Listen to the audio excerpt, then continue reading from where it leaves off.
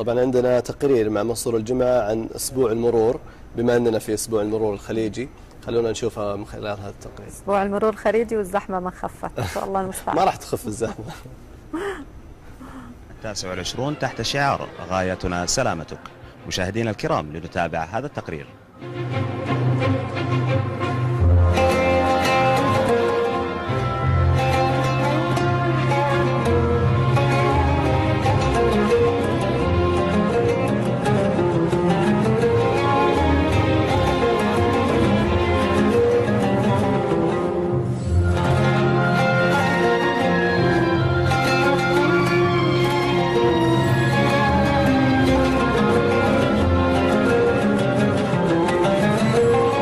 الأركان الموجودة في المعرض التوعوي لأسبوع المرور هو ركن أمن الطرق. ماذا تقدمون في ركن أمن الطرق؟ التوعية المرورية للمواطنين، اللي هو مثل فك الاحتجاز حق الحوادث المرورية، نقدمها كي يشاهدها المواطن.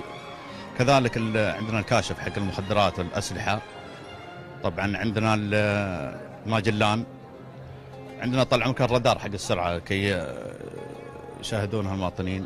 أمامنا الآن أحد الكاميرات التي تثبت داخل السيارة أو داخل مركبة الرصد الآلي، وهي طبعا تثقيف المواطنين والحد من السرعة والتخفيف من الحوادث، وكان لها دور إيجابي في تخفيف الحوادث، وإحصائيات موجودة عندنا اللي هي تخفيف من حوادث المركبات والسرعة والحد من التفحيط، وكان لها دور كبير في يعني كشف بعض القضايا الجنائية. أولا نرحب فيك عبر عدسة صباح السعودية. الزيارة المدرسية للمعرض التوعوي لإدارة المرور، ما الهدف من مثل هذه الزيارة؟ والله الهدف منها توعوي أكثر من أنه زيارة يعني مشجعة. توعية للطلاب وتثقيف عن السرعة وعن محركات السيارة وعن المرورية، المكونات ايش تتكون، توعية أكثر.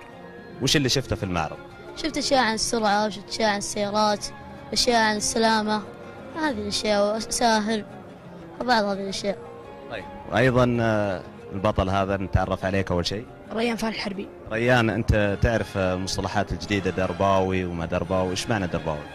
درباوي هي مجموعة من الشباب سموا نفسهم درب الخطر، يعني أفعال زي ما تقول هج ولو الحركات هذه. عندكم في المدرسة زي كذا درباوية وحركات؟ نسبة قليلة. ما عليكم المدرس؟ نسبة قليلة، يمكن أقل من 15%. طيب أنتم كيف يعني تتابع الأشياء هذه؟ أنا أنت مقتنع فيها؟ عن نفسي أنا أبعد عنهم دائما. أبعد عنهم. وش تسوي في المدرسة عشان تبعد عن الناس ذولا؟ وش الأنشطة اللي تشارك فيها؟ أدخل مثلا عندنا برنامج ملتقى الأحبة، أدخل وبعدين أبتعد عنهم. يعني مثلا أنا أشوفهم جالسين في زاوية أروح زاوية ثانية. محور السلامة يتمثل في 3 عناصر: المركبة والطريق والعنصر البشري، ودائما نقول غايتنا سلامتك. كان معكم منصور الجمعة، صباح السعودية، الرياض.